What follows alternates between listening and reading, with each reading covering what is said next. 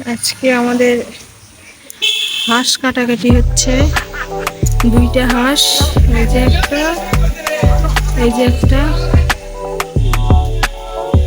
একটা কাজ অলরেডি সিলা হয়ে যাচ্ছে আর এটা গরম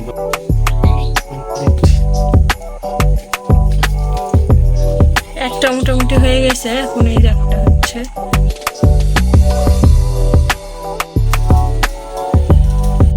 দাউদ নবলতম না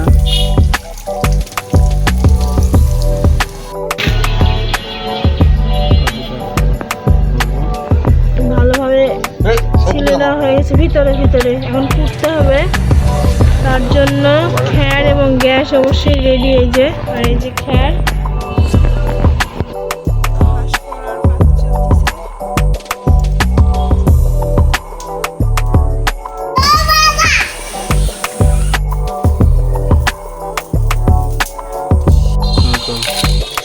হাঁসের মাংস রান্না হবে, ওই জন্য পেঁয়াজ রসুনগুলো আমি কেটে নিচ্ছি।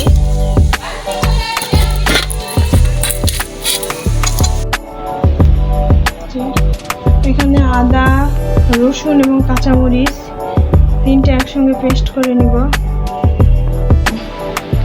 ব্লেন্ড করা হয়ে গেছে। নিয়ে নিয়েছি পেঁয়াজ কুচি এবং কয়েকটা আলু। এই যে বন্ধুরা দেখেন, মাংস ভালোভাবে কেটে একদম পরিষ্কার করে ধুয়ে রেখে দিছি। এখন এটাকে রান্না করব। এই যে আমি এখানে মাংস রান্নার জন্য কিছু মশলা রেখে দিয়েছি, এই যে দেখতেই পাচ্ছেন।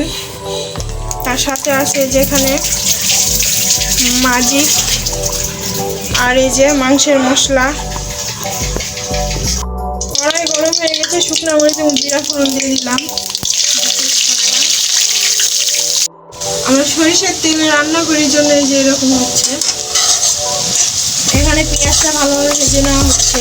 তবে হ্যাঁ, আজকে স্পেশাল রাঁধুনি আমার বর, আপনাদের দাদা।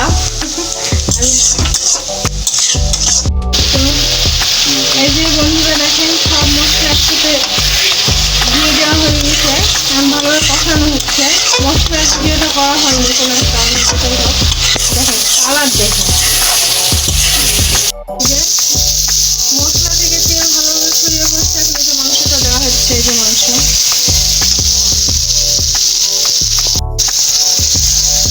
এই যে পুরোটা মাংস দেওয়া হয়ে গেছে।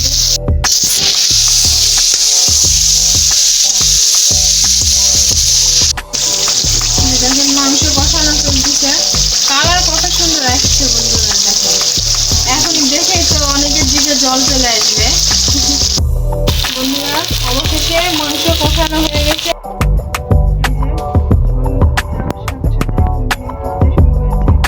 আমরা এখানে গরম জল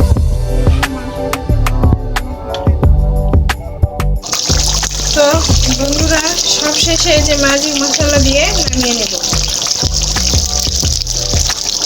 পুরোটাই দেবো, কারণ মাংস অনেকগুলো তো।